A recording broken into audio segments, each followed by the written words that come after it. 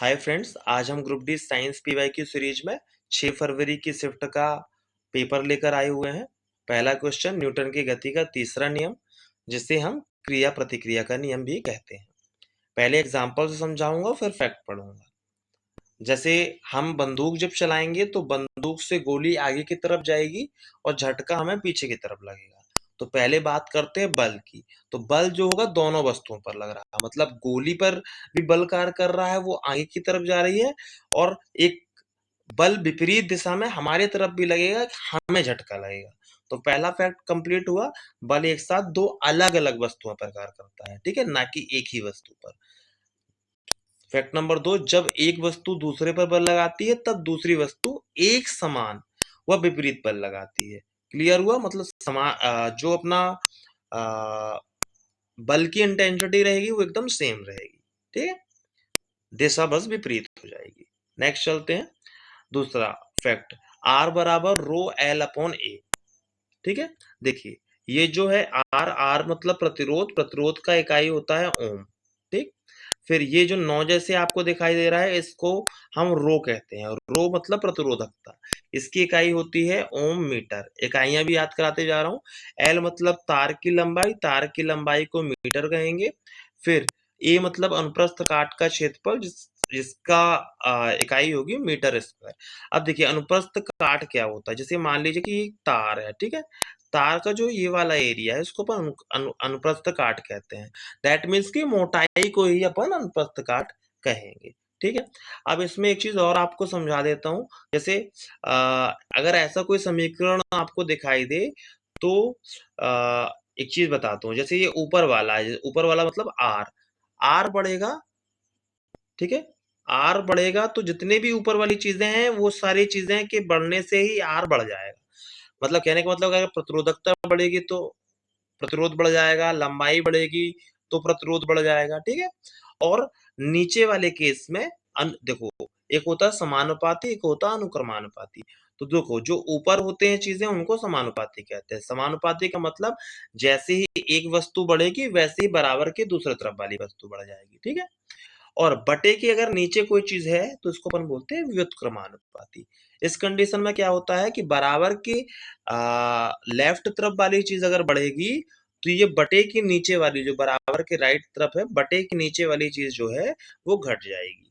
ठीक, तो अगर इससे 3-4 फैक्ट बनते कि तार की लंबाई बढ़ाने पर प्रतिरोध पर क्या प्रभाव पड़ेगा।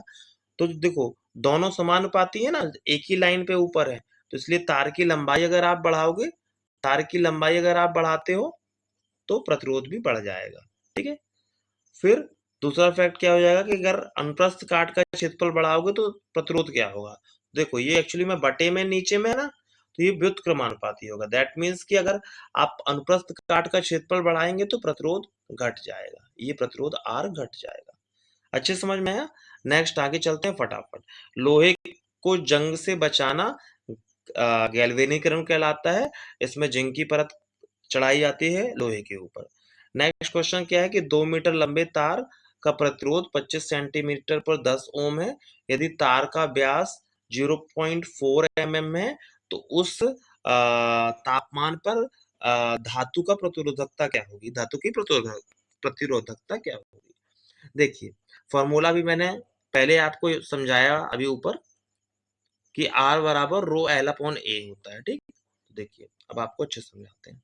आर बराबर रो एल अपॉन ए, तो रो बराबर क्या हो जाएगा, देखो तिर्यक गुणा हो जाएगा, आर का तिर्यक गुणा ये ऊपर चला जाएगा, है ना, आर के साथ ए चला जाएगा, तो आर ए हो जाएगा, और ये एल नीचे आ जाएगा, इधर नीचे आ जाएगा, है ना, तो एल नीचे आ जाएगा, तो क्या हो जाएगा आर ए अपॉन एल। तो ये यहाँ पे फॉर्मूला लिखा हुआ है आर ए अपॉन एल।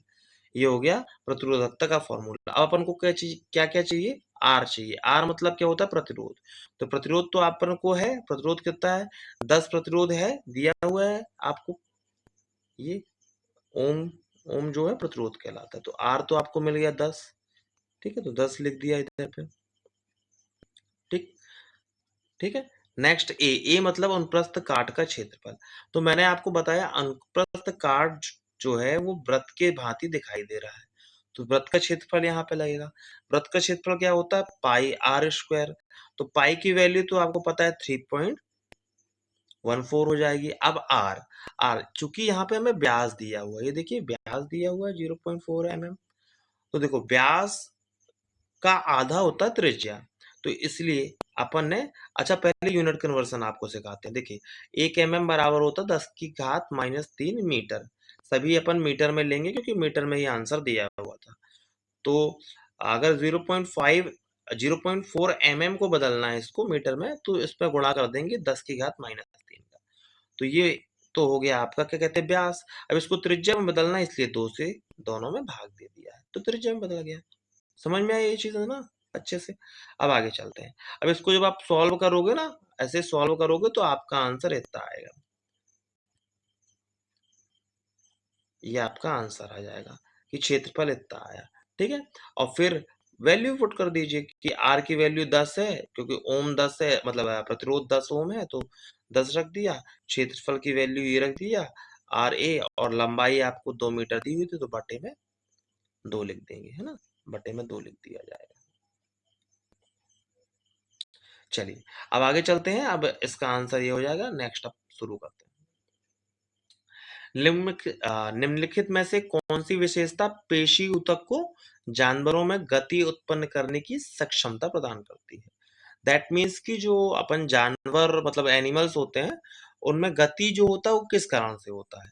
तो संकुचनशील प्रोटीन की उपस्थिति के कारण से होता है। ठीक है, नेक्स्ट क्वेश्चन नंबर 6। एक समान चाल से गतिमान वस्तु के लिए दूरी समय ग्राफ क्या बताएगा? तो ये पिछले जो क्वेश्चन है उसका मतलब पिछले क्वेश्चन पेपर का रिपीटेड है। ग्राफ रेखा सीधी हो जाती है। ठीक, मैं एक वीडियो ला दूंगा अभी समय ग्राफ रेखा के रिगार्डिंग, तो आपको क्लियर हो जाएगा। नेक्स्ट अवतल लेंस अवसारी, सॉरी, अवतल लेंस अपसारी होता है और उत्तल अभिसारी होता है।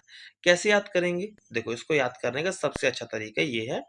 देखो अब अप, अब एक जैसा हो रहा है ना, अब और अप, तो अवतल अपसारी, है ना।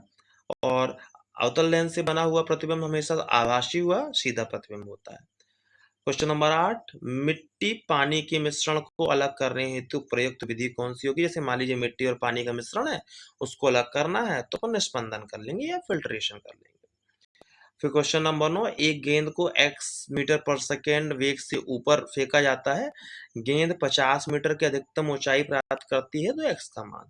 देखो जहां पर भी ऊंचाई शब्द आएगा, ऊंचाई आएगा, या आपको जहां पर भी आपको ऊंचाई आया या कोई डिस्टेंस होगी, तो समझ जाना वहां पे ये वाला फॉर्मूला लगेगा, v² - u² बराबर 2as, है ना। s मतलब विस्थापन होता है, या विस्थापन समझ लीजिए या दूरी समझ लीजिए, ऐसा है ना। a का मतलब त्वरण होता है, ठीक है, a मतलब त्वरण हो जाएगा, ठीक।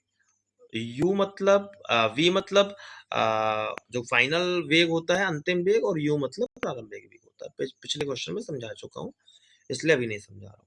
ठीक है, अब अच्छे से समझते हैं। जब कोई गेंद अधिकतम ऊंचाई पे और ऊपर जाएगी, अधिकतम ऊंचाई पे जा रही है, दैट मीन्स कि आप उसका वेग खत्म हो गया है, मतलब अंतिम वेग अब शून्य हो जाएगा, इसलिए v की जगह अपन ने 0 रख दिया है।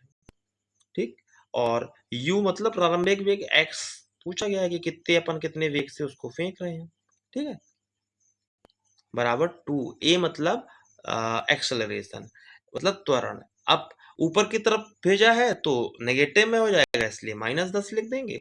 और s मतलब विस्थापन, विस्थापन का मतलब दूरी होता है, शॉर्टेस्ट दूरी को विस्थापन करते हैं, तो इसलिए इंटू 50 कर दिया, तो x² की वैल्यू 1000 आ गई, तो x की वैल्यू ये आ जाएगी। ठीक, नेक्स्ट आगे चले। ब्यूटेन, ब्यूटेन जो होता है एक संतर्प हाइड्रोकार्बन होता है, ठीक। नेक्स्ट है कि मस्तिष्क का भाग मुख्य रूप से उच्च स्तरीय विचार प्रक्रियाओं और संवेदी जानकारी की जटिल व्याख्या के लिए उत्तरदायी होता है, तो कौन सा भाग होता है ऐसा? अग्र मस्तिष्क हो जाएगा। दैट मीन्स कि जैसे जो अपने हाई लेवल विचार आते हैं ना दिमाग में, और अपन संवेदनशील होते हैं, तो उसके लिए कौन जिम्मेदार होता है? तो अग्र मस्तिष्क। अब CH4 मीथेन को कहते हैं प्राकृतिक संसाधनों से मछली प्राप्त करना। दैट मीन्स कि अपना जैसे तालाबों से इससे मछली प्राप्त करने को कैप्चर फिशिंग कहा जाएगा। नेक्स्ट है क्वेश्चन नंबर 14वां दृष्टि दोष में लेंस का उपयोग होता है क्योंकि लेंस किस सिद्धांत पर वर्क करता है? अपवर्तन के सिद्धांत पर। आगे चलते हैं। यदि किसी वस्तु के विस्थापन की दिशा 90 डिग्री पर लगाया जाता है बल, मतलब इसका मतलब ऐसा कि जैसे मान लीजिए कि हमने बल लगाया ऐसा, ठीक है, और वस्तु विस्थापित ऐसे हो गई ऊपर की तरफ, तब किया गया कार्य कितना कहलाएगा? तो शून्य कहलाएगा। कोई कार्य नहीं माना जाएगा उसका, है ना? तो ये चीज आप समझिएगा। नेक्स्ट क्वेश्चन क्या है? किसी पदार्थ को अपचेत कब कहा जाता है? तो अपचेत कब कहा जाता है? जब ऑक्सीजन उससे हटा दिया जाए और हाइड्रोजन उस पर ऐड हो जाता है, ठीक है। तो ऑक्सीजन का हटना अपचयन कहलाता है, जबकि ऑक्सीजन का जुड़ना क्या कहलाएगा? ऑक्सीकरण कहलाएगा। हम एक एग्जाम्पल के तौर पर इसमें समझते हैं, ठीक है। देखिए, जैसे मान लीजिए कि कॉपर है, Cu कॉपर है, इसकी ऑक्सीजन के साथ क्रिया हो गई, तो क्या हो गया? CuO हो गया, कॉपर ऑक्साइड हो गया, या क्यूप्रिक ऑक्साइड, ठीक है। तो ऑक्सीजन जुड़ गया, तो ऑक्सीजन जुड़ गया दैट मीन्स इसका ऑक्सीकरण हो जाएगा। इतनी चीज समझ में आई? अगर, ठीक है, ऑक्सीजन को जोड़ना ऑक्सीकरण और ऑक्सीजन का खोना अपचयन कहलाता है। ये चीज अपने दिमाग में बैठा लीजिए। अब दूसरी चीज क्या हो जाएगी? इसका उल्टा, हाइड्रोजन अगर ऐड हो रहा है तब अपचयन, और हाइड्रोजन का निकल जाना ऑक्सीकरण कहलाएगा। फिर से रिपीट कर दे रहा हूं, ऑक्सीजन अगर जुड़ रहा है तो ऑक्सीकरण, ठीक है, ऑक्सीजन अगर निकल रहा है तो अपचयन। ठीक है, इसका उल्टा, अगर हाइड्रोजन जुड़ रहा है किसी को तो अपचयन हो जाएगा, हाइड्रोजन अगर निकल रहा है तो ऑक्सीकरण हो जाएगा, ठीक। आगे चलते हैं। जब हाइड्रोक्लोरिक अम्ल HCl को कैल्शियम कार्बोनेट CaCO3 के साथ जब क्रिया करते हैं तो कौन सी गैस निकलती? देखिए, जहां पर भी कार्बोनेट आएगा तो वहां पर कौन सी मतलब कौन सी गैस निकलेगी? Carbon dioxide. और जहां पर भी सल्फाइड वगैरह आएगा तो सल्फर गैस निकलेगी, है ना? ऐसा अपन को समझना है अपना लॉजिक से। नेक्स्ट, एथेनॉल की थोड़ी मात्रा से नशा होता है, सही बात है। एथेनॉल को ही एथिल अल्कोहल कहा जाता है, C2H5OH। शुद्ध एथेनॉल का सेवन स्वास्थ्य के लिए हानिकारक होता है, बिल्कुल। क्वेश्चन नंबर 19, रक्त का कौन सा घटक तरल मैट्रिक्स के रूप में कार्य करता है जिसमें कोशिका निलंबित होती है? मतलब कोशिका जिसमें निहित होती है टाइप समझ लो, तो प्लाज्मा होता है, ठीक है। एक तरल पदार्थ हमारे रक्त में पाया जाता है।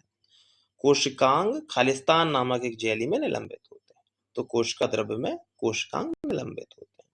क्वेश्चन नंबर 21 की पौधों में निषेचन के बाद बीजांड निम्नलिखित में से किस में विकसित होता है? तो किस में विकसित होगा निषेचन के बाद बीजांड? बीज में। क्वेश्चन नंबर 22, ठोस का आकार व आयतन निश्चित होता है क्यों? देखो, क्यों निश्चित होता है? क्योंकि इसके जो कण होते हैं इतने पास पास और पैक्ड रहते हैं कि मूव ही नहीं कर पाते, और मूव नहीं कर पाएंगे तो आकार और आयतन दोनों निश्चित हो जाएगा। गर्भावस्था के दौरान अल्ट्रासोनोग्राफी का उपयोग क्यों किया जाता है? जन्म दोषों का पता लगाने के लिए, मतलब बच्चे में कोई ऐसा तो कोई डिसीज तो नहीं हो गया इसका पता लगाने के लिए, और विकास सही तरीके से बच्चे का हो रहा है इसके लिए। फिर मुकुलन द्वारा प्रजनन करने वाले पौधों में कौन सी प्रक्रिया सीधे एक नए जीव के निर्माण को आरंभ करती है? दैट मीन्स कि कौन सी ऐसी प्रक्रिया जिससे सीधे नया जीव बन रहा है? तो एक विशिष्ट स्थल पर स्थानीयकृत बार बार कोशिका विभाजन। दैट मीन्स कि अगर स्थानीयकृत बार बार कोशिका विभाजित हो रही है दैट मीन्स कि एक नया जीव का निर्माण आरंभ हो रहा है, ठीक। क्वेश्चन नंबर 25, सीधे फैक्ट पढ़ लीजिए कि मीठे मटर में छिपे हुए या अप्रभावी युग्म विकल्पी भविष्य के पर्यावरणीय तनाव के विरुद्ध प्रतिरोध प्रदान करता है। ये एक फैक्ट लिखा हुआ था, मुझे इसका मतलब नहीं समझ में आया तो आप भी आराम से रट लीजिएगा। चलिए, ये हमारा 6 फरवरी की पहली शिफ्ट का सेशन कंप्लीट होता है। आई होप आपको समझ में आया हो, और अब मिलते हैं नेक्स्ट सेशन के साथ। तब तक के लिए जय हिंद,